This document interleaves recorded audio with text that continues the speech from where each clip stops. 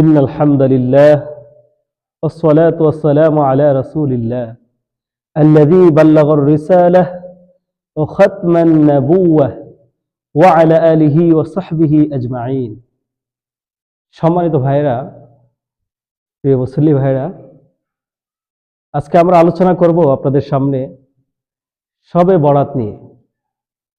শবে বরাত কি, তার অর্থ কি, এবং শবে বরাতের মিনিংটা কি, এবং এই রাত্রে আল্লাহ রাব্বুল আলামিন কাদেরকে ক্ষমা করবেন আর কাদেরকে ক্ষমা করবেন না, এবং বিশুদ্ধ হাদিসে এই রাতের মর্যাদা কি তা আপনাদের সামনে আলোচনা করব। সম্মানিত মুসল্লি ভাইয়েরা, প্রিয় ভাইয়েরা, শবে বরাত অর্থ কি? শবন এটা একটা ফার্সি শব্দ। শবন অর্থ রাত, বরাত অর্থ হলো মুক্তি বা নাজাত, মুক্তি বা নাজাতের রাত, শবে বরাত। প্রিয় ভাইয়েরা, এই রাত্রে আল্লাহ রাব্বুল আলামিন কাদেরকে ক্ষমা করবেন? এই রাত্রে আল্লাহ রাব্বুল আলামিন কাদেরকে ক্ষমা করবেন না?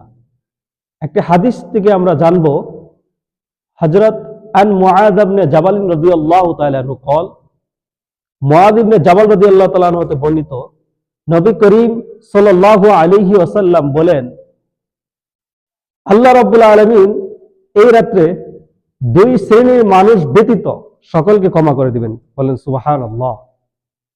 সম্মানিত মুসল্লি ভাইরা, প্রিয় ভাইরা, দুই শ্রেণীর মানুষকে, এক শ্রেণীর মানুষ হলো মুশরিক, আর দুই নম্বর হলো যারা হিংসা বিদ্বেষ পোষণ করে। এই দুই শ্রেণীর লোক ব্যতীত আল্লাহ রাব্বুল আলামিন সকলকে ক্ষমা করে দিবেন। অর্থাৎ যারা হিংসা করবে, যারা শিরক করবে আল্লাহ রাব্বুল আলামিনের সাথে, এই দুই শ্রেণীর লোককে আল্লাহ ক্ষমা করবেন না। এছাড়া আল্লাহ সকলকে ক্ষমা করে দিবেন। সুবহানাল্লাহি ওয়া বিহামদিহি। প্রিয় ভাইরা, তাহলে এই রাত্রে আল্লাহ রাব্বুল আলামিন প্রথম আসমানে আসেন, আসিয়া দেখেন কে কোন বান্দা আমার কাছে হাত পেতেছে, হাত তুলেছে, আমার কাছে ক্ষমা চেয়েছে, আমার কাছে সেজদা করেছে, আমাকে ডেকেছে। আল্লাহ রাব্বুল আলামিন প্রতিদিনই নেই বিশ্বনবী মুহাম্মদ রাসূলুল্লাহ সাল্লাল্লাহু আলাইহি ওয়াসাল্লামকে বলেন, উনজুর ইলাস সামাই, আপনি আসমানের দিকে তাকান। এইভাবে আল্লাহ রাব্বুল আলামিন তার নবীজিকে সম্বোধন করেছেন। তাহলে প্রিয় ভাইরা, এই রাত্রিতে আমরা যারা ইবাদত করব, আমরা যারা আল্লাহ রাব্বুল আলামিন তাসবিহ তাহলিল পাঠ করব, আল্লাহ রাব্বুল আলামিন ঘোষণা দিয়েছেন হিংসা এবং শিরক করা যাবে না। এই দুইটা কাজকে আমরা পরিত্যাগ করতে হবে। যারা আমরা হিংসা করি, হিংসা ছেড়ে দিতে হবে। যারা আল্লাহ রাব্বুল আলামিনের কাছে শিরক করি, এমন কাজ করে ফেলেছি, এগুলা তওবা করতে হবে। তওবা করলে আল্লাহ তাআলা আমাদের সকল গুনাহ ক্ষমা করে দিবেন। প্রিয় ভাইরা, তাহলে এই হাদিসটা এসেছে ইবনে হিব্বান, সহিহ ইবনে হিব্বান 6665 নম্বর হাদিস। মুফাসসিরিন কিরাম, মুহাদ্দিসিন কিরাম, উলামায়ে কিরাম এই হাদিসকে সহিহ, বিশুদ্ধ হাদিস হিসাবে মনোনীত করেছেন।